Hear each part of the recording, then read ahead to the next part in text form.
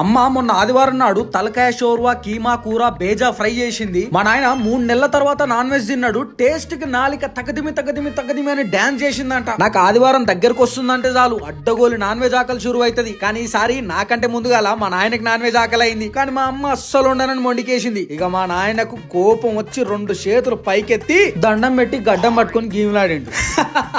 ఇక మా అమ్మ దయ తెలిసి సరే తలగబెట్టుకోరి వండి పెడతా అని చెప్పి వరం ఇచ్చింది. ఇంకా మా నాయన రయ్యమని పోయి బుయ్యమని ఆయనకు తలకాయ కూర తెచ్చుకున్నాడు. నేను సన్నవిలాగాను కాబట్టి నాకు కీమా తెచ్చిండు. ఇంక అమ్మ లేట్ చేయకుండా తీరొక్క మసాలా లేంచి తలకాయ కూర షోర్వా పెట్టింది. కసరత్తులు చేసి కీమా కమ్మగొండింది. ఇక బేజాన్ అయితే బందోబస్తుగా చేసింది. నేను ఆలస్యం చేయకుండా ప్లేట్ల తలకాయ షోర్వా కీమా కూర బేజా ఫ్రై పెట్టుకుని బ్యాటింగ్ షురూ చేసినాము. టేస్ట్ ఎట్లున్నాయి అంటే అమ్మ దీనమ్మ మామూలుగా చేయలేదు మా అమ్మ.